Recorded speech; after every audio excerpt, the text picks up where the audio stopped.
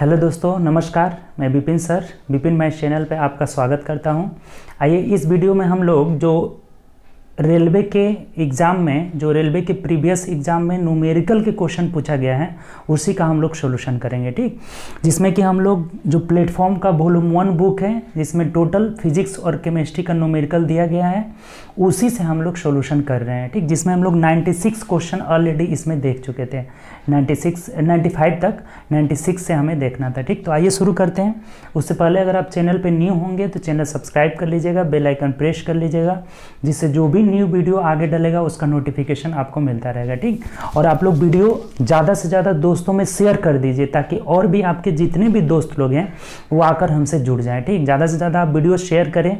जितने भी दोस्त हैं जो आपकी प्रिपरेशन करते हैं, जो आपके सर्कल में हैं, कम से कम एक लोग के फ्रेंड में, सर्किल में कम से कम तो 40-50 लोग होंगे, तो सबको आप शेयर ज़रूर करिए, शेयर करिए। बस यही आपसे रिक्वेस्ट है, ज़्यादा से ज़्यादा शेयर करें वीडियो को ताकि और भी आपके दोस्तों तक पहुँचे। देखिए क्या कह रहा है क्वेश्चन, 96 नंबर बोला है। देखिए 96 के लिए एक ये हम बात लिखे हैं, फॉर्मूला लिखे हैं, इसको आप ध्यान में रखिएगा। कह रहा है कि एक वस्तु पानी में इस प्रकार तैर रही है कि उसका 1/3 हिस्सा पानी के नीचे है। वस्तु का घनत्व पानी के घनत्व का n गुना है, तो n का मान निकालना है। ये बात ध्यान रखिएगा। वस्तु का घनत्व बट्टा पानी का घनत्व बराबर पानी में डूबे हुए हिस्से का आयतन, यानी लिख दिए पानी में डूबा हुआ हिस्सा बट्टा कुल हिस्सा।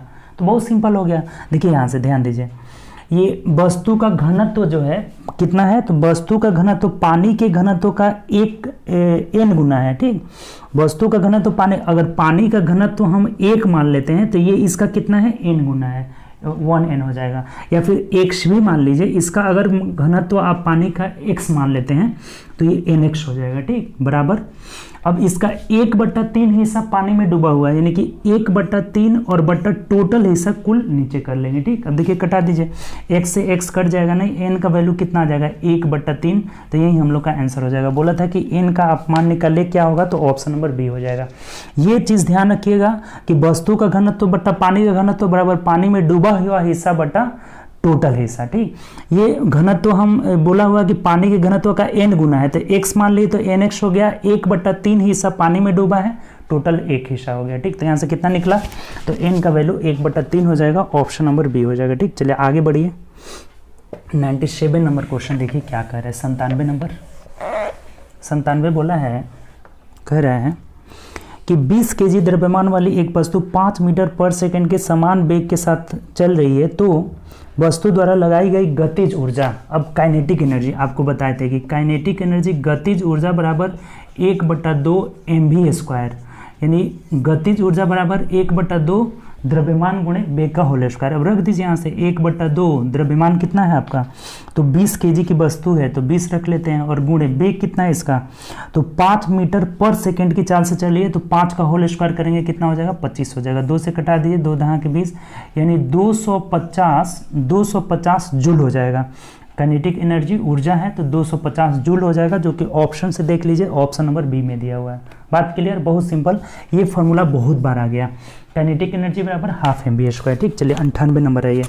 98 नंबर क्वेश्चन क्या बोला है, 98 कह रहा है कि समय t के दौरान तार में विद्युत धारा के द्वारा उत्पन्न ऊष्मा का निर्धारण द्वारा किया जाता है। यानी कि विद्युत धारा के द्वारा ऊष्मा का निर्धारण, यानी ऊर्जा देखिए, अगर ऊष्मा न ऊर्जा के रूप में रहे तो यहाँ से ऊर्जा बराबर क्या होता है, देखिए आपको बताए थे, ऊष्मा या ऊर्जा बराबर क्या होगा, ऊर्जा इक्वल टू कि विभवांतर गुणे आवेश। क्या होता है, विभवांतर गुणे आवेश होता है। ठीक, गुणे आवेश।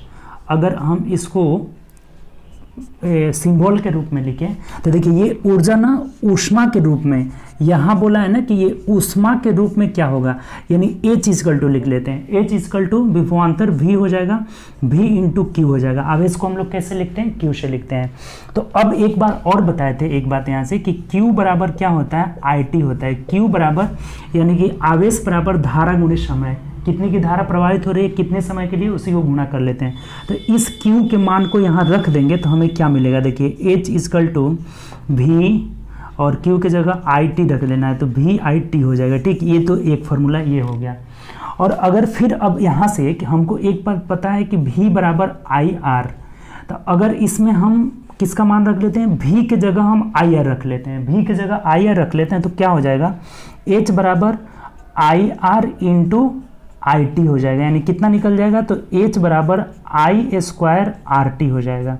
ये दूसरा फार्मूला निकल गया, ये क्या निकला, दूसरा फार्मूला। और अगर आप यहीं से अगर i का वैल्यू, v को अब i को हटा देते हैं, रख लेते हैं, i का अगर मान निकाल लेंगे तो v बाई आर हो जाएगा।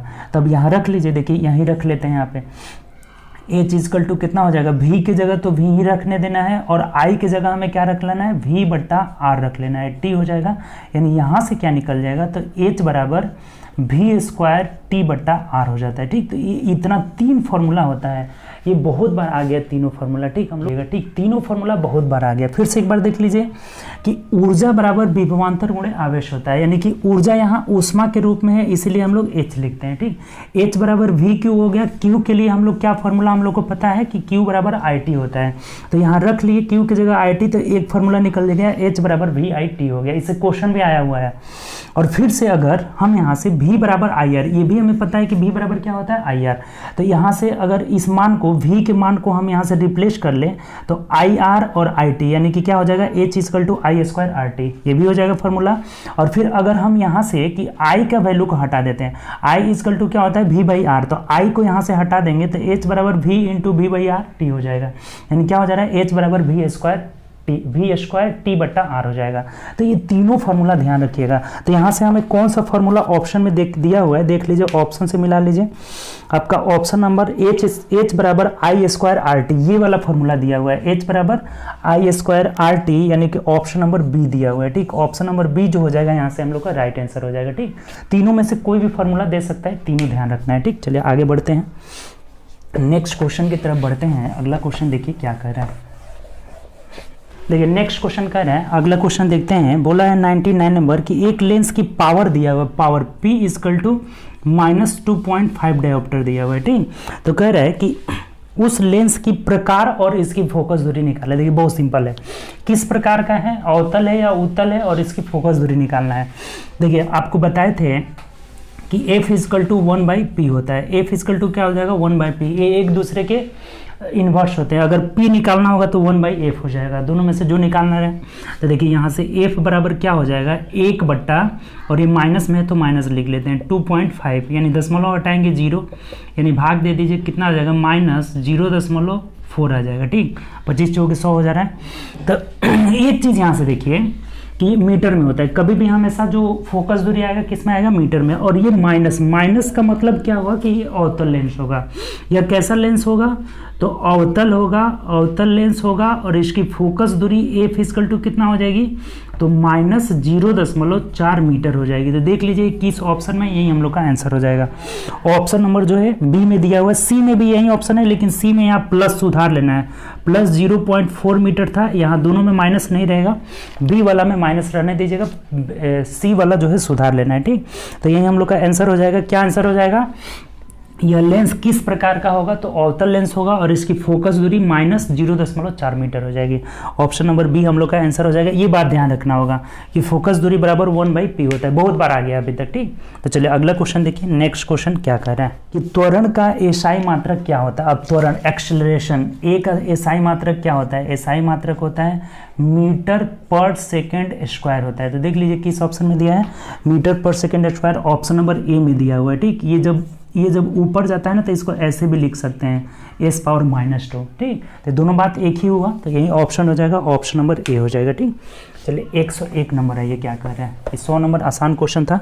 101 बोल रहा है कि यदि दो क्रमिक शीर्षों के बीच की दूरी L है तो उसकी तरंग दैर्ध्य को व्यक्त किया जाता है। देखिए इसका आंसर क्या होगा, जितना उसका लंबाई होता है ना, जितना बीच की दूरी होता है ना, दो क्रमिक शीर्षों के बीच की दूरी को ही हम तरंग दैर्ध्य बोलते हैं।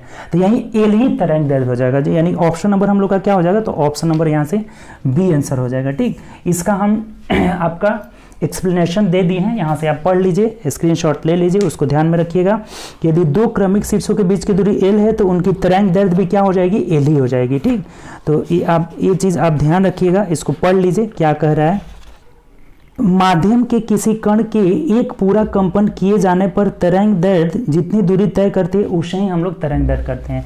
एक पूरा कंपन जितना देर में पूरा होता है ना, उसी को हम लोग तरंग दैर्घ्य बोलते हैं। तो अगर वह दूरी l है तो यहाँ से यही l दूरी हो जाएगा, तरंग दैर्घ्य भी कितना हो जाएगा, l ही हो जाएगा। तो देख लीजिए किस ऑप्शन में दिया है, ऑप्शन नंबर आपका बी में दिया है, बी ही हम लोग का आंसर हो जाएगा। ठीक, चलिए 102 नंबर देखिए। 102 नंबर में फॉर्मूला ही पूछ दिया है आपसे। क्या पूछा हुआ है कि वेग समय के बीच संबंध को दर्शाए। देखिए वेग और समय के बीच का संबंध जो होता है ना, v बराबर u प्लस at, इसमें दोनों वेग आना चाहिए, ये चीज ध्यान रखना है। देखिए ये अंतिम वेग, प्रारंभिक वेग और यहाँ समय आ गया। ठीक, तो ये वेग और समय की जब भी फॉर्मूला पूछा जाए कि वेग और समय का समीकरण क्या होता है, तो v बराबर u प्लस at हो जाएगा। ऑप्शन नंबर क्या हो जाएगा यहाँ से, तो ऑप्शन नंबर डी हो जाएगा। अगर हमें ये पूछे कि वेग और दूरी का फॉर्मूला क्या हो जाएगा, तो v स्क्वायर, ये भी आप पढ़े हैं ना कि v square minus u square बराबर 2as होता है। तो देखिए ये प्रारंभिक वेग हो गया और यहाँ से डिस्टेंस हो गया। तो दोनों बात ध्यान रखना है कि अगर हमें वेग समय, देखिए ये फॉर्मूला किसका हो गया, तो वेग समय का फॉर्मूला हो गया, वेग समय का समीकरण हो गया। और पूछे कि वेग और दूरी का आप फॉर्मूला बताइए, तो इसमें वेग देखिए दोनों वेग आ रहा है ना, प्रारंभिक वेग अंतिम वेग और ये एस आ रहा है, एस मतलब दूरी हो गया। तो ये दोनों बातें ध्यान रखिएगा। तो इसका आंसर क्या हो जाएगा हम लोग का, ऑप्शन नंबर, यहाँ से हमें वेग और समय का पूछा था तो ऑप्शन नंबर डी हो जाएगा, ये वाला फॉर्मूला हो जाएगा। v बराबर u प्लस at, दूरी वाला पूछे v square minus u square बराबर 2as होता है। ठीक, चलिए आगे बढ़ते हैं नेक्स्ट क्वेश्चन की तरफ।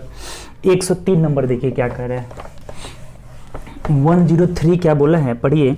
एक वस्तु 4 सेकेंड में 25 मीटर, देखिए ये कह रहा है ना कि 4 सेकेंड में कितना जा रही है, 25 मीटर की दूरी तय कर रही है। फिर से कह रहा है कि 2 सेकेंड में 15 मीटर की दूरी तय कर रही है। तो क्या पूछा है आपसे कि औसत चाल क्या होगा। देखिए बहुत आसान है, औसत चाल बराबर क्या होता है, औसत चाल बराबर कुल दूरी बटा कुल समय होता है। तो टोटल दूरी इसने कितना तय किया, जोड़ लीजिए। तो यहाँ से 40 दूरी तय कर रही है, टोटल यहाँ से 25 15 40 हो गया। कितना समय ले रही है, तो यहाँ 2 सेकेंड 4 सेकेंड यानी कि 6 सेकेंड का समय ले रही है। ठीक, 4 2 6, अब भाग दे दीजिए, ये 3 हो जाएगा, यहाँ 20 हो जाएगा। यानी कि देखिए तो दशमलव में निकाला है, 3 छक्के 18 19 20, फिर 3 छक्के 18 यानी कि 6.66 आता जाएगा। तो इसको 6-7 मीटर पर सेकेंड हो जाएगा, यही हो जाएगा एवरेज स्पीड। तो मिला लीजिए किस में है, 6.667 मीटर पर सेकेंड, ऑप्शन नंबर डी में है। ये भी ध्यान देखना है, थोड़ा सा यूनिट बहुत जरूरी है। देखिए सब ऑप्शन में इसमें 6.67 दिया हुआ है, लेकिन जिस ऑप्शन में मीटर पर सेकेंड है वही वाला हम लोग का आंसर हो जाएगा, क्योंकि औसत चाल का मात्रक मीटर प्रति सेकेंड होता है। क्लियर, कोई डाउट। तो ये आसान है, औसत चाल बराबर कुल दूरी बटा कुल समय। ठीक, चलिए आगे बढ़ते हैं नेक्स्ट क्वेश्चन की तरफ। 104 नंबर क्वेश्चन पढ़िए क्या बोला है, कह रहा है यदि एक वस्तु का वेग उसके शुरुआती वेग का दोगुना कर दिया जाए तो उसकी गतिज ऊर्जा, अभी क्या पढ़े थे आप, काइनेटिक एनर्जी क्या होता है, काइनेटिक एनर्जी बराबर हाफ mv स्क्वायर। तो अगर इसको हम 2 गुना कर रहे हैं यानी कि 2 भी करेंगे तो ये कितना, इसका स्क्वायर करेंगे तो क्या हो जाएगा 4v स्क्वायर। यानी कि अगर गति 2 गुना करेंगे तो काइनेटिक एनर्जी कितना हो जाएगा, 4 गुना हो जाएगा, 4 गुना। तो देख लीजिए किस ऑप्शन में 4 गुना है, वही हम लोग का आंसर हो जाएगा, ऑप्शन नंबर ए हो जाएगा। बात आपको समझ में आ गया होगा कि अगर हम गति 2 गुना करेंगे तो काइनेटिक एनर्जी क्या हो जाएगा, गतिज ऊर्जा 4 गुना हो जाएगा। जितना अगर 3 गुना करेंगे तो 3 तरीके 9 गुना हो जाएगा, 5 गुना करेंगे 5 5 25 गुना हो जाएगा। बहुत बार पूछा हुआ है कि अगर गति हम 2 गुना तो गतिज ऊर्जा कितना हो जाएगा, 4 गुना हो जाएगा। ठीक, चलिए आगे बढ़ते हैं। 5 नंबर क्वेश्चन देखिए, 105 नंबर क्वेश्चन क्या बोला है कि एक मोबाइल को किसी बालकनी से गिराया जाता है। यदि मोबाइल फोन का द्रव्यमान m दिया हुआ है, m इजकल टू कितना दिया है, 0.5 kg। ठीक, अब क्या करें आगे, मोबाइल फ़ोन को 100 मीटर ऊंचाई से गिराया जाता है, हाइट इसका कितना दिया है 100 मीटर ऊंचाई। ठीक, अब क्या कह रहा है कि g का वैल्यू दिया है यहाँ से 10 मीटर पर सेकेंड स्क्वायर दिया हुआ है। तो कह क्या रहा है, तो मोबाइल फ़ोन में स्थितिज ऊर्जा, देखिए काइनेटिक एनर्जी और पोटेंशियल एनर्जी, यहाँ से पोटेंशियल एनर्जी की बात कर रहा है। स्थितिज ऊर्जा बराबर होता है mgh, ये फॉर्मूला आपको बहुत बार बताए होंगे। ठीक, काइनेटिक एनर्जी बराबर हाफ mv स्क्वायर और पोटेंशियल एनर्जी स्थितिज ऊर्जा बराबर मास गुणे ग्रेविटी गुणे हाइट हो जाता है। ठीक, द्रव्यमान गुणे त्वरण गुणे ऊंचाई हो जाएगा। तो देख लीजिए बहुत सिंपल है, द्रव्यमान कितना है 0.5, त्वरण कितना है 10 है हमें ग्रेविटी, और 100 मीटर ऊंचाई तक ले जा रहे हैं। तो देखिए ये अगर पॉइंट हटाते हैं तो 0 कट जाएगा, यानी कि 500 जूल हो जाएगा। ठीक, इसमें जो पोटेंशियल एनर्जी वो कितना है 500 जूल है, जो कि ऑप्शन नंबर डी में दिया हुआ है। डी हम लोग का आंसर हो जाएगा। बात आपको समझ में आ गया होगा, सिंपल है। पोटेंशियल एनर्जी बराबर mgh होता है, सबको हमने रख लिया, यहाँ से क्लियर हो गया। 500 जूल हो जाएगा, ऑप्शन नंबर डी। चलिए 6 नंबर क्वेश्चन है ये 106 बोला है कि एक 70 केजी का आदमी 50 न्यूटन बल के द्वारा एक 50 केजी के आदमी को धक्का देता है, तो 50 केजी वाले आदमी ने दूसरे व्यक्ति को कितने बल से धक्का देगा। अब आप पढ़े होंगे कि क्रिया बल बराबर प्रतिक्रिया बल। ये क्रिया बल बराबर न्यूटन के थर्ड लॉ में कहता है कि क्रिया का बल बराबर प्रतिक्रिया बल होता है। तो यहाँ से अगर ये 50 न्यूटन का फोर्स लगा रहा है, कितना न्यूटन का लगाया है, अगर क्रिया बल 50 न्यूटन का है तो प्रतिक्रिया बल भी कितना होना चाहिए 50 न्यूटन ही होना चाहिए। विपरीत डायरेक्शन में होता है, जितना क्रिया बल होता है उतना ही प्रतिक्रिया बल, लेकिन डायरेक्शन क्या होता है अपोजिट होता है। तो दोनों 85 न्यूटन का होगा। तो अगर ये 50 न्यूटन का लगाया है तो ये भी कितना न्यूटन का लगाएगा 50 न्यूटन का ही बल लगाएगा, यानी ऑप्शन नंबर बी हो जाएगा। ठीक, क्रिया बल बराबर प्रतिक्रिया, तो दोनों सेम होगा, यहाँ से 85 न्यूटन हो जाएगा, आंसर ऑप्शन नंबर बी हो जाएगा। क्लियर। चलिए 7 नंबर क्वेश्चन की ओर बढ़ते हैं। 107 नंबर देखिए क्या कह रहा है, बोला है जब 8 केजी द्रव्यमान की एक वस्तु कोई सरल बल 2 सेकंड कार्य करता है तो वस्तु के वेग में 4 मीटर पर सेकंड से 9 मीटर पर सेकंड तक बढ़ जाता है, तो लगाया गया बल क्या होगा। बल हमें पूछा हुआ है। अच्छा, बल बराबर क्या होता है, F बराबर ma होता है, F बराबर ma होता है। और यहाँ हमें दिया हुआ है क्या क्या चीज़, देखिए दिया हुआ है m दिया हुआ है, 8 केजी दिया हुआ है मास, और टाइम दिया हुआ है, यहाँ से टाइम दे रहा है 2 सेकेंड। ठीक, और उसके बाद प्रारंभिक वेग u बराबर 4 मीटर दिया हुआ है, 4 मीटर पर सेकेंड, और अंतिम वेग v बराबर कितना दिया है 9 मीटर पर सेकेंड दिया हुआ है। और ये चीज़ पूछ रहा है हमें, तो देखिए बहुत सिंपल है। F बराबर m है, यानी कि बल बराबर द्रव्यमान गुणे त्वरण। तो द्रव्यमान तो हमें दिया हुआ है, द्रव्यमान और गुणे त्वरण किसको कहते हैं, वेग में परिवर्तन के दर को त्वरण कहते हैं। यानी कि वेग में कितना का परिवर्तन हुआ तो v माइनस यू और बटा टी हो जाएगा। वेग में परिवर्तन के दर मतलब समय से भाग दे देना है आपको। ठीक, तो ये हो जाएगा सिंपल। अब कर लीजिए F बराबर ma मतलब क्या, वेग में परिवर्तन के दर को त्वरण कहते हैं। तो वेग में v माइनस यू बटा टी हो जाएगा। अब रख दीजिए मास कितना है 8 केजी गुणे v माइनस यू, तो 9 में से आप 4 घटा दीजिएगा, ये 9 में से 4 एक बार डायरेक्ट लिख देते हैं। 9 में से 4 गया कितना हो जाएगा 5, और बटा टी कितना है 2 सेकेंड है। अब कटा दीजिए 2 चौके 8, यानी 5 चौके 20 न्यूटन का बल लगेगा। कितना न्यूटन का बल लगेगा 20 न्यूटन, जो कि ऑप्शन नंबर सी में दिया हुआ है। बात आपको समझ में आ गया होगा। F बराबर ma होता है, a यहाँ नहीं देकर के u भी दिया हुआ है और समय दिया है, तो a नहीं निकाल लेंगे। m और वेग में परिवर्तन की दर v minus you by T हो जाएगा। ठीक, रख लिया आराम से, क्लियर आ गया 20 न्यूटन, ऑप्शन नंबर सी हो जाएगा। ठीक, आंसर क्या हो जाएगा ऑप्शन नंबर सी। चलिए आगे की तरफ बढ़ते हैं। 108 नंबर 108 नंबर क्वेश्चन देखिए क्या बोला हुआ है। कह रहा है कि बंदूक से 12 ग्राम की गोली दागी जाती है, गोली को बैरल से बाहर निकलने में 0.06 सेकेंड लगते हैं तथा गति जो है 600 मीटर पर सेकेंड है। तो बस बंदूक द्वारा गोली पर आरोपित बल कितना होगा। देखिए बल की ही बात कर रहा है। F बराबर ma, बस और कुछ नहीं है, F बराबर ma। ठीक, यहाँ से हमें फोर्स पूछ रहा है। गोली का द्रव्यमान कितना है 12 ग्राम। अब थोड़ा सा एक बात देखिए, यहाँ से m जो दिया हुआ है ना कितना है 12 ग्राम है, इसको केजी में बदलेंगे ना, द्रव्यमान हमेशा केजी में रहेगा, तो केजी में बदलेंगे तो ये कितना हो जाएगा 12 गुणे 10 पर पावर -3 कर लेते हैं केजी। क्यों ऐसा किए, क्योंकि हम इसको 1000 से भाग देंगे तो ये ऊपर ले जाएंगे तो 10 के पावर 3 हो जाएगा। ठीक, ये इतना केजी द्रव्यमान हो गया, m का वैल्यू हो गया। और यहाँ से वेग देखिए, ये नहीं दिया, त्वरण नहीं दिया, तो वेग में परिवर्तन के दर को त्वरण कर देंगे। और यहाँ से वेग भी दिया हुआ है, v कितना दिया हुआ है देख लीजिए 600 मीटर पर सेकेंड दिया हुआ है, और टाइम भी दिया हुआ है आपका। टाइम कितना लग रहा है 0.006 सेकेंड का समय लग रहा है। तो देख लीजिए, रख दीजिए सब कुछ। यहाँ से क्या हो जाएगा m कितना है तो 12 गुणे 10 पर पावर -3 और गुणे, अब a देखिए a मतलब नहीं दिया है, तो वेग में परिवर्तन की दर को, यानी कि त्वरण बराबर क्या हो जाएगा दूरी बटा समय 0.06 हो जाएगा। ये चीज क्लियर समझ में आया। m हो जाएगा, और त्वरण के लिए वेग में परिवर्तन की दर को v/t कर लेंगे। त्वरण के लिए क्या कर लेंगे, v/t। यहाँ एक ही वेग है, एक 0 हो जाएगा, अंतिम वेग क्या हो जाएगा, 0 हो जाएगा। ठीक, तब कर लीजिए, यहाँ से देख लीजिए, ये जब हटाएंगे तो ऊपर क्या आ जाएगा हम लोग का, 1000 आ जाएगा, और इस 1000 से ये 1000 क्या हो जाएगा, कट जाएगा, ये माइनस में है ना, तो कट जाएगा। और अगर 6 से कटाते हैं तो ये 100 मर्थ में कटेगा, यानी कि 12 में 100 से गुणा कर लेंगे तो 1200 न्यूटन का यहाँ से फोर्स लगेगा, 1200 न्यूटन। यानी ऑप्शन नंबर देख लीजिए, तो ऑप्शन नंबर ए में दिया हुआ है। बात आपको समझ में आ गया होगा, कोई दिक्कत नहीं होगा, सिंपल क्वेश्चन।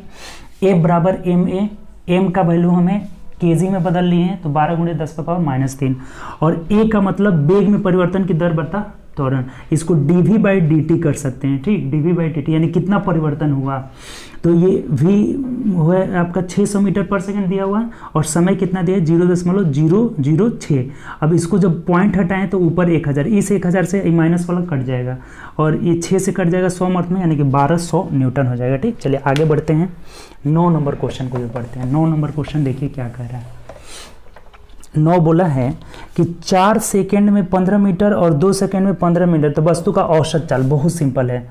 ये 4 सेकेंड में अभी आया हुआ था 15 मीटर की दूरी तय कर रहे हैं, और फिर और 2 सेकेंड में कितना दूरी तय कर रहे हैं, 15 मीटर की दूरी तय कर रहे हैं। तो अगर एवरेज स्पीड हमें पूछ रहा है ना, औसत चाल बराबर क्या होगा, तो कुल दूरी बटा कुल समय, तो 15 15 30 हो गया, और इधर 4 और 2 कितना हो जाएगा, 6, 6 से भाग कर लीजिए तो 6 5 30 हो जाएगा, यानी 5 मीटर पर सेकेंड जो हो जाएगा इसका औसत चाल हो जाएगा। कितना हो जाएगा, 5 मीटर पर सेकेंड हो जाएगा, जो कि ऑप्शन नंबर मिला लीजिए, तो ऑप्शन नंबर सी में दिया हुआ है। किस में दिया है, सी में दिया हुआ, यही हम लोग का आंसर हो जाएगा। 5 मीटर पर सेकेंड होना चाहिए, जो कि सी में दिया है, ए में केवल 5 मीटर दिया है, इसीलिए वो नहीं होगा। औसत चाल बराबर कुल दूरी बट्टा कुल समय, 30/6 कर लिए 5 मीटर पर सेकेंड हो जा रहा है। ठीक, चलिए 10 नंबर आइए। 10 नंबर क्वेश्चन क्या बोला है कि गतिज ऊर्जा के लिए व्यंजक क्या होगा। देखिए फॉर्मूला ही पूछ दिया आपको, काइनेटिक एनर्जी बराबर अभी आप पढ़े थे 12 mv²। तो देख लीजिए किस ऑप्शन में है, 1/2 mv², ऑप्शन नंबर डी में दिया है। ठीक, तो ये फॉर्मूला ही पूछा हुआ था। आगे बढ़िए नेक्स्ट क्वेश्चन की तरफ। कह रहा है कि 200 न्यूटन के नियत बल से लिफ्ट द्वारा किया गया कार्य 100 जूल है, तो लिफ्ट द्वारा तय की गई दूरी क्या होगा। अच्छा, कार्य बराबर क्या होता है, वर्क बराबर F × S रहता है, दोनों का डायरेक्शन सेम रहता है। ठीक, तो यहाँ पे थीटा हम नहीं लेते हैं, थीटा 0 डिग्री लेंगे तो cos 0 का वैल्यू क्या हो जाएगा, 1 हो जाएगा। तो केवल ये कार्य बराबर बल गुणे विस्थापन होता है, कार्य बराबर बल गुणे विस्थापन। तो देखिए कितना कार्य हुआ है, यहाँ पे कार्य दिया हुआ है और हमें विस्थापन एस का वैल्यू पूछा है, तो एस बराबर क्या हो जाएगा, W/F हो जाएगा, यानी कार्य बट्टा बल हो जाएगा। तो देखिए कार्य कितना हुआ है, कार्य दिया हुआ है यहाँ पे कि 1000 जूल का कार्य हो जा रहा है, 1000 बट्टा फोर्स कितना लगाए हैं आप, तो फोर्स लगाए हैं आप 200 न्यूटन का, 200 न्यूटन से भाग दे दीजिए, 20 से 20, 2 5 10 हो जाएगा, यानी कि यहाँ से डिस्टेंस कितना कवर करेगा विस्थापन, तो 5 मीटर का हो जाएगा, यही हम लोग का आंसर हो जाएगा 5 मीटर, यानी ऑप्शन नंबर ए हो जाएगा। बात आपको समझ में आ गया होगा। बल बराबर कार्य बराबर बल गुणे विस्थापन, तो विस्थापन पूछा हुआ है तो कार्य बट्टा बल हो जाएगा, जो कि सब कुछ दिया हुआ है, कटा देना है, केवल 5 मीटर का हो जाएगा। विस्थापन कितना होगा, 5 मीटर। चलिए आगे बढ़ते हैं नेक्स्ट क्वेश्चन। अगला क्या बोला है आपसे, पृथ्वी पर किसी वस्तु का द्रव्यमान 10 kg है तो पृथ्वी का भार क्या होगा। देखिए वेट इक्वल टू क्या होता है, वेट इज W = mg होता है। ठीक, द्रव्यमान गुणे त्वरण होता है, W = mg। तो वेट कितना हो जाएगा, देखिए भार, इसका भार क्या होगा, वेट, तो यहाँ द्रव्यमान दिया हुआ है, द्रव्यमान कितना दिया है 10 kg, और गुणे देखिए द्रव्यमान और भार में अंतर है दोनों में, इसका भार पूछ रहा है तो वेट = m × g होता है, द्रव्यमान गुणे त्वरण।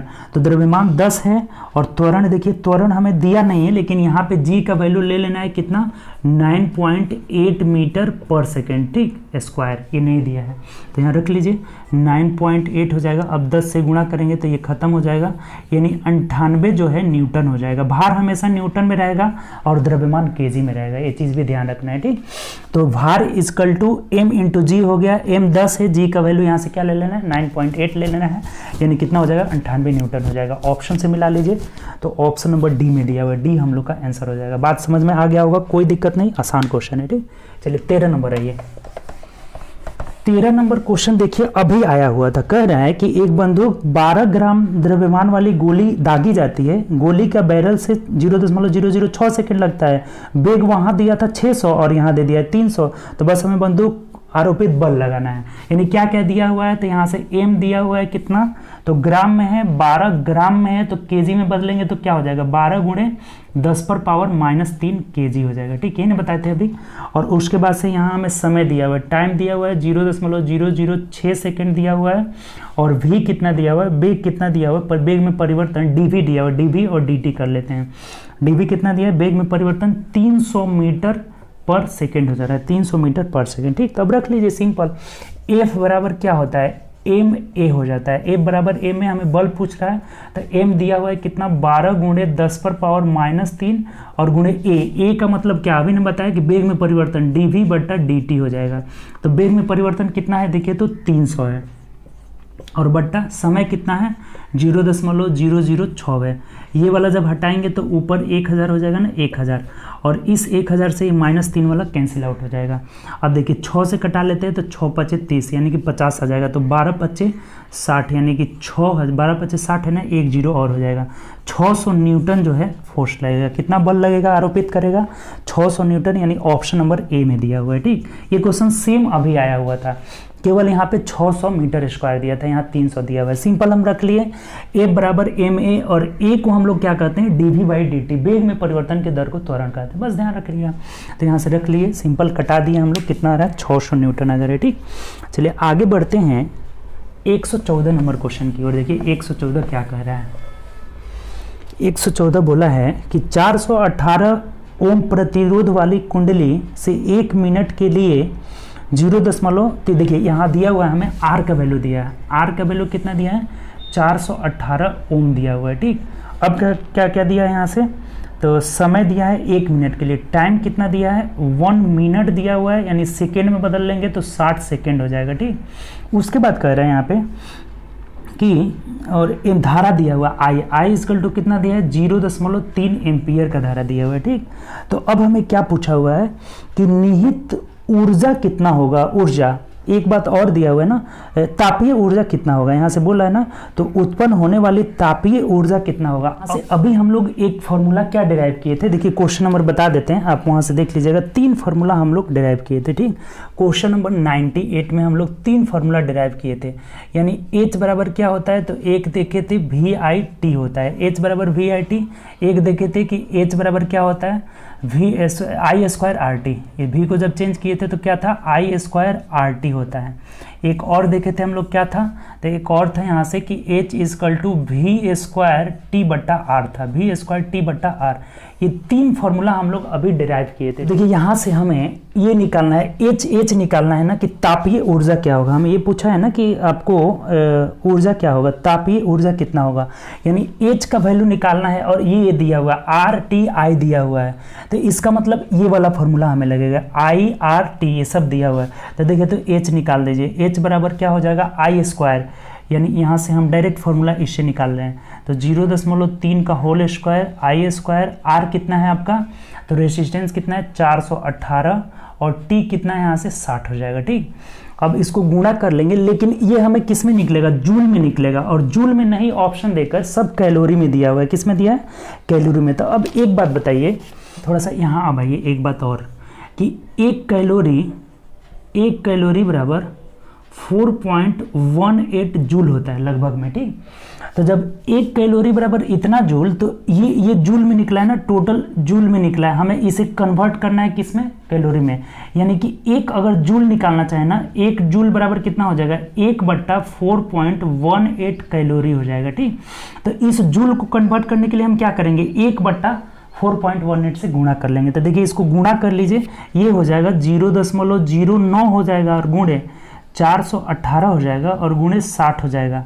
और इसको कितना से गुणा कर लेना है, 1/4.18 से हमें गुणा कर लेना है। गुणा कर लीजिए, आ जाएगा आपका। ठीक, देखिए ये जब हटाएंगे ना तो यहाँ 100 हो जाएगा, 418 से ये 418 कैंसिल आउट हो जाएगा, और ये जब दशमलव हटाइएगा तो 2 जीरो खत्म हो जाएगा, यानी कि 9 छक्के 54, 540 कैलोरी हो जाएगा। कितना हो जाएगा? 540 कैलोरी, और यही हम लोग का आंसर हो जाएगा। आप मिला लीजिए, आंसर नंबर क्या हो जाएगा? 540, ऑप्शन नंबर ए हो जाएगा। बात समझ में आ गया होगा, कोई दिक्कत नहीं। देखिए फिर से एक बार समझ लीजिए क्या क्या इसमें अच्छा कुछ सीखने को मिला। ये अभी हम लोग फॉर्मूला निकाले थे 98 नंबर में कि H बराबर VIT होता है, H बराबर I² RT होता है, H बराबर V² T बटा R। जो चीज़ दिया रहेगा वही फार्मूला हम अप्लाई करेंगे, ठीक। तो ये वाला फार्मूला अप्लाई करेंगे क्योंकि हमें RTI दिया हुआ है, RTI तीनों दिया हुआ है। तब लगा दीजिए H इक्वल टू क्या हो जाएगा? I² RT, लेकिन ये जूल में निकलेगा, ठीक। ये जूल में ऊर्जा है ना, उष्मा ऊर्जा है, तो जूल में निकलेगा। और इसे कैलोरी में बदलने के लिए क्या करेंगे? देखिए ये वाला बात ध्यान रखिएगा, ठीक। ये वाला कि 1 कैलोरी बराबर 4.18 जूल होता है, यानी कि अगर इस 1 जूल का वैल्यू निकालें ना तो 1/4.18 कैलोरी हो जाएगा। तो इसको अगर हमें कैलोरी में चेंज करना है ना, इतना जूल को, तो इसको क्या करेंगे? 1/4.18 से गुणा कर लेंगे। तो गुणा कर लिए हैं तो 418 कट खत्म, 100 से ये खत्म, यानी कि 9 छक्के 54, 540 कैलोरी आ जा रहा है, जो कि ऑप्शन नंबर ए में दिया हुआ है। यही हम लोग का आंसर हो जाएगा, ठीक। तो ये सब फॉर्मूला बहुत काम का चीज़ है, ध्यान रखिएगा यहाँ से, ठीक। चलिए आगे बढ़ते हैं। 14 का ए हो जाएगा। 15 में आइए। 15 नंबर क्वेश्चन क्या बोला हुआ है? ये सब फॉर्मूला डिराइव किए थे 98 में, आज ही क्लास में, आज ही वाले क्लास में, ठीक। ये बोला है ना कि भूतल से 6 मीटर की ऊपर 10 ग्राम द्वारा की गई निहित ऊर्जा क्या हो? निहित ऊर्जा मतलब क्या? Potential energy. पोटेंशियल एनर्जी बराबर अभी आप क्या देखे थे कि mgh हो जाता है, तो पोटेंशियल एनर्जी पूछा हुआ है। मास कितना है देख लीजिए, 10 kg का है, और गुणे ग्रेविटी का मान हमें लेना है 9.8 मीटर पर सेकेंड स्क्वायर, और यहाँ से हाइट कितना है तो 6 मीटर है, 6 गुणा कर लीजिए। देखिए ये जब हटाएंगे ना तो यहाँ से 0 कैंसिल हो जाएगा, यानी कि गुणा कर लेना है। 8 छक 48, 8 4, और 9 छके 54, और 4 कितना हो जाएगा? 58 हो जाएगा, यानी कि 588 जूल हो जाएगा। तो मिला लीजिए ऑप्शन, 588 जूल ऑप्शन नंबर किस में दिया हुआ है? डी में दिया हुआ, यही हम लोग का आंसर हो जाएगा। बात समझ में आ गया होगा, कोई दिक्कत नहीं। पोटेंशियल एनर्जी बराबर mgh, एम का भी दिया हुआ था, जी का वैल्यू दिया था, एच दिया था, रख के गुणा कर लिए, ठीक। चलिए आगे बढ़ते हैं। 16 नंबर 116 नंबर क्वेश्चन आइए क्या बोला है? कह रहा है कि 12 वोल्ट बैटरी से, ठीक, भी दे दिया है। भी कितना दे दिया है यहाँ पे? 12 वोल्ट दिया हुआ है। अब क्या कर रहे हैं? आगे पढ़िए। 2 ओम, 3 ओम, 4 ओम, 5 ओम और 12 ओम का प्रतिरोध, यानी रेजिस्टेंस सबको जोड़ दीजिए। आर कितना है यहाँ से? तो 0.2 प्लस 0.3 प्लस, देखिए कितना है, 0.4 प्लस 0.5 प्लस 12 दिया हुआ है ना, 12 में, यानी सबको जोड़िए कितना आ जा रहा है? 5 4 9 3 12 13 14, 1.4 ये हो गया, और ये यहाँ से 12, यानी कि 13.4 ओम का रेजिस्टेंस हो जा रहा है, ठीक। अब क्या बोला है यहाँ से? प्रतिरोध हो जा रहा है, और ये बोला है ना हमें कि 3 ओम से प्रवाहित होने वाले माध्यम से कितनी धारा निकालना है। तो V बराबर क्या पढ़े हैं आप? V इक्वल टू IR पढ़े हुए हैं। तो I इक्वल टू क्या हो जाएगा? V by are. V मतलब कितना है? 12, ये V बाई आर हो जाएगा। यहाँ से I इक्वल टू कितना हो जाएगा? V बाई आर हो जाएगा। तो देखिए I equal to V by R, तो V कितना है? 12, और आर रेसिस्टेंस कितना निकालना है? अब 13.4 निकालना है। दशमलव हटाइएगा, यहाँ 0 हो जाएगा, और भाग दे देना है। भाग दे दीजिए, तो 120 में हमें कितना से जाना है? 134 से। भाग नहीं लगेगा, 0 जाएगा, यहाँ दशमलव आ जाएगा। अब 9 अर्थ में जाएगा ना, देखिए तो 9 अर्थ में ज़्यादा हो जाएगा, 8 अर्थ में ले जाना होगा ना।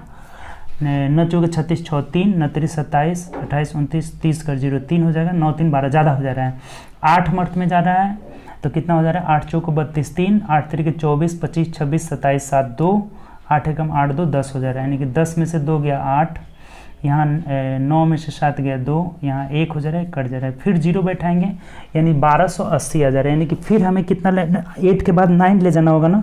अच्छा ऑप्शन देखिए, 8 9 ही आएगा यहाँ पे, तो ऑप्शन नंबर बी आपका आंसर हो जाएगा। भाग देकर इसको देख लेंगे, 0.895 एम्पियर हो जाएगा, 0.895 एम्पियर, यानी ऑप्शन से हम लोग किए, ऑप्शन नंबर क्या आ जा रहा है? बी आ जा रहा है। देखिए 8 ले गए ना, अब इससे ज़्यादा यानी कि 9 अर्थ में जाएगा, तो अब आगे क्या देखने जाएंगे? ऑप्शन ऐसा एक ही दिया हुआ है, 0.895 एम्पियर, जो कि ऑप्शन नंबर बी में दिया हुआ है, तो ये हम लोग का आंसर हो जाएगा।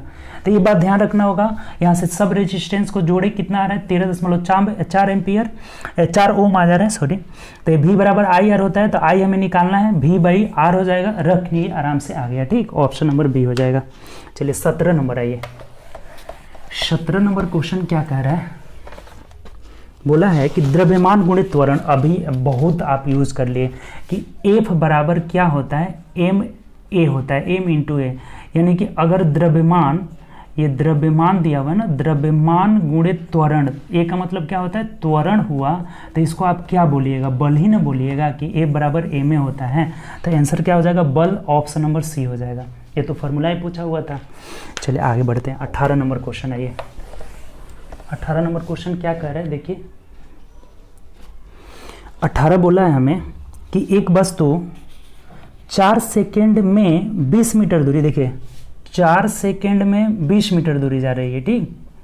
और फिर से बोल रहा है ना कि 2 सेकेंड में 15 मीटर जा रही है, ठीक। तो एवरेज स्पीड निकालना है। औसत चाल बराबर कितना होता है, कुल दूरी, सबको जोड़ दीजिए, 35 हो जाएगा, और बट्टा कुल समय, 4 2 कितना हो जाएगा, 6 हो जाएगा, और भाग दे देना है। देखिए तो 6 5 30 हो जाएगा, और 5 बचा ना, तो 6 8 48, 49 50 36 18 2 20, यानी 3 3 आता रहेगा, ठीक। तो कितना हो जाएगा, 5.83 मीटर पर सेकेंड हो जाएगा, ठीक। यानी ऑप्शन नंबर देख लीजिए, तो ऑप्शन नंबर बी में हो जाएगा। बहुत आसान है। औसत चाल average speed equal to total distance बटा टोटल टाइम रख के हम लोग बना लिए। ऐसा बहुत क्वेश्चन आया, ठीक। तो ऑप्शन नंबर बी हो जाएगा। चलिए अगला क्वेश्चन आइए। अगला क्वेश्चन भी इसी पे है, ठीक, कि 4 सेकेंड में, देखिए सेम क्वेश्चन आ गया, 4 सेकेंड में 21 मीटर जा रही है, और यहाँ 2 सेकेंड में कितना जा रही है, 15 मीटर जा रही है। तो एवरेज स्पीड कितना हो जाएगा, औसत स्पीड पूछा हुआ है, टोटल दूरी 5 1 6 और 2 1 3, 36 बट्टा 4 2 6, यानी कि 6 6 36 हो जाएगा। 6 मीटर पर सेकेंड स्क्वायर, देखिए किस ऑप्शन में दिया है, तो ऑप्शन नंबर बी में दिया है, यही हम लोग का आंसर हो जाएगा, ठीक। औसत चाल बराबर कुल दूरी बटा कुल समय, जोड़कर भाग दे दी, कितना आ गया आपका, 6 मीटर पर second square. Option number B हो जाएगा, ठीक। 20 नंबर में देखिए क्या कह रहे हैं, इसमें क्या बोला है कि the density of water is 10 kg पर metre cube and the density of copper is 8.9 into 10 to the power 8 metre cube, then the relevant density, देखिए रिलेवेंट डेंसिटी मतलब सापेक्षिक, जो रिलेटिव डेंसिटी, सापेक्षिक जो घनत्व होगा ना, सापेक्षिक घनत्व, इसको हिंदी में क्या बोलेंगे, रिलेटिव डेंसिटी का मतलब सापेक्षिक घनत्व। सापेक्षिक घनत्व बराबर क्या होगा, घनत्व बराबर, देखिए किसका निकालना है हमें, कि the relative density of copper, यानी कि कॉपर का डेंसिटी हम ऊपर रख लेंगे, ठीक, कॉपर को ऊपर रख लेंगे, और किसके सापेक्ष निकालेंगे, वाटर के, WATER, यही हम लोग का हो जाएगा रिलेटिव डेंसिटी। सापेक्षिक घनत्व क्या होगा, तो कॉपर का ही निकालना है, the relative density of copper, तो कॉपर का डेंसिटी ऊपर रख लेंगे, और किसके सापेक्ष निकालना है, वाटर के सापेक्ष। तो देख लीजिए, तो देखिए रिलेटिव डेंसिटी क्या होगा, कॉपर का कितना है, 8.9 into 10 to the power 3 kg metre cube है, और बट्टा वाटर का कितना है, तो वाटर का है 10 to the power 3 kg metre. तो देखिए 10 पावर 3 से ये 3 3 कट जाएगा, यानी कितना आ जाएगा, 8.9 आ जाएगा। तो यही हम लोग का क्या हो जाएगा, रिलेटिव डेंसिटी हो जाएगा, जो कि ऑप्शन नंबर, देखिए ऑप्शन नंबर बी में दिया हुआ है। तो बात क्लियर, कोई दिक्कत नहीं, बहुत सिंपल। रिलेटिव डेंसिटी मतलब कॉपर का निकालना है, ऊपर वाटर के सापेक्ष नीचे, तो ये कितना आ जा रहा है आपका, 8.9 आ जा रहा है, ठीक। बात क्लियर, कोई दिक्कत। तो बहुत आसानी से हम लोग आज भी 25 क्वेश्चन टोटल कंप्लीट किए हैं। कितना क्वेश्चन, 25 क्वेश्चन कंप्लीट किए हैं। तो चलिए उम्मीद करते हैं कि आज का सेशन आपको बहुत अच्छा लगा होगा। दोस्तों में ज़्यादा से ज़्यादा शेयर करिए, जितना शेयर करिएगा और भी आपके दोस्त हमसे जुड़ेंगे और हमको भी और मोटिवेशन मिलेगा, ठीक। तो चलिए ओके बाय, अपना ख्याल रखिए और प्रैक्टिस ज़्यादा से ज़्यादा करें, ठीक।